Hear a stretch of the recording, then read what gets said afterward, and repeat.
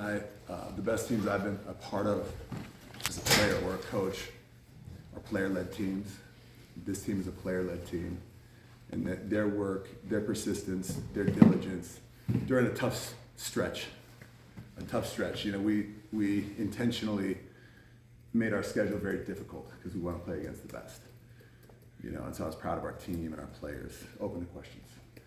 Did the guys ever get down in that 6-loss out of 7 games period, or did you sense that there were wins right around the corner? Well, you're fighting human nature. And the one thing that I'm proud of with our players is no one ever sulked. No one ever put their head down. No players, no staff members.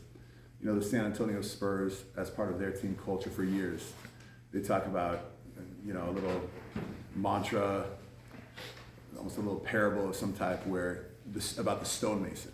They're just hammering away at a stone over and over again. And the stone doesn't break. But on the 100th hit, the stone breaks. And so our guys have been very methodical in their approach, work, and the results will come. Coach, the game of streaks, fell behind early, then there was a 10-0 streak and an 8-0 streak later on. That was the second half, you came out and kind of blitzed. What do you say at halftime to kind of get that going so well in the second half and then maintain it for the rest of the half? I told the guys that I said great half. I mean, they had a really strong half of basketball. Yes, Virginia scored on the layup at the rim on the very last play. We were not able to get a shot attempt up with the time that remained on the clock, but I was proud of them. We got off to a slow start. Our guys locked in. Madi Sissoko was an excellent backline defender. You know, Javon Blackshear is always going to be a great leader. Josh Ola Joseph, we call him JOJ. The energy plays that he is making are phenomenal. They're fantastic. An offensive rebound, a steal, a dunk, knocking down free throws, a made 3 from Andrej Stojakovic, cross-court pass. And so I was just overall really proud of our guys. Or you talked on Monday, if not telling tales out of school, that your defense needed to improve. By the numbers tonight, it did improve. Did you guys do anything differently in practice, or is it sometimes, as they say in baseball, that's baseball, sometimes that's just basketball? No, we made some serious adjustments. We made some serious adjustments. And I'm not going to go into the specifics of the adjustments because every coach listens to every press conference to try to get information, but we made some adjustments and our guys did a really good job of executing. Yeah, the defense at Clemson was atrocious. It was atrocious. It was horrible, and that's on me. And you know, these were painful film sessions, mostly for myself and for the staff as we discussed a lot of these.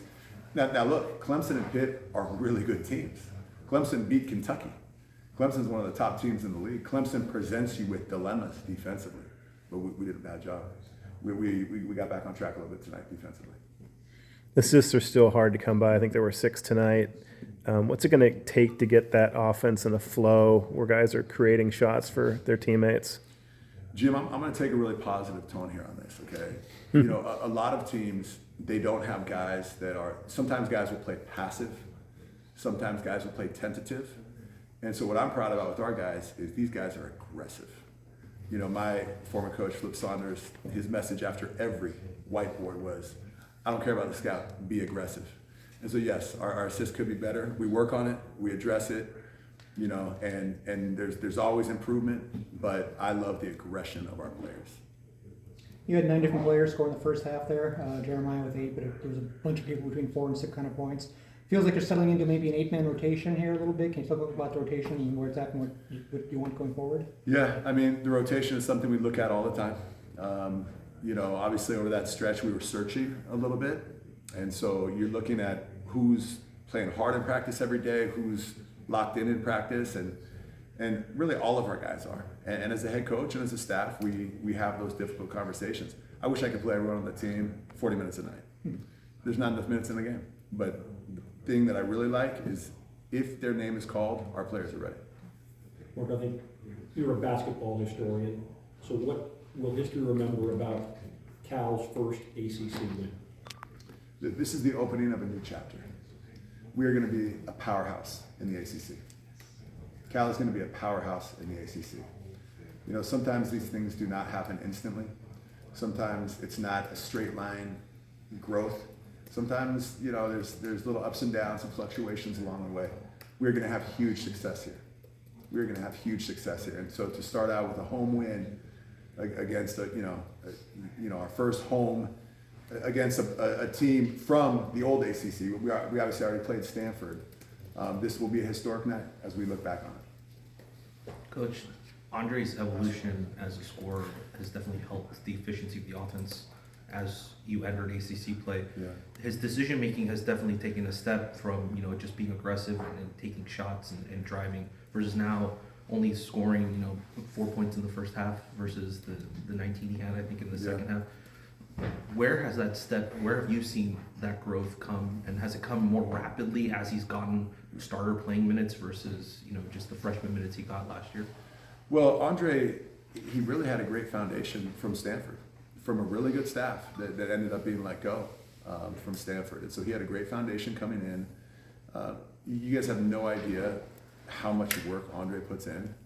And then he's surrounded by basketball geniuses. I mean, I played against Peja for a number of years. He was at the Kings, I was at the Lakers, and Peja's a basketball savant. And so, Peja coaches him. Our staff coaches him. Adam Mazzari works with him daily. Adam Mazzari was in the NBA for 6 years, and so Adam Mazzari coaches him on. You saw Reed tonight, Andre on the right side of the court, flipped a pass all the way over to the left corner for JOJ, who made a three. That's an NBA level pass.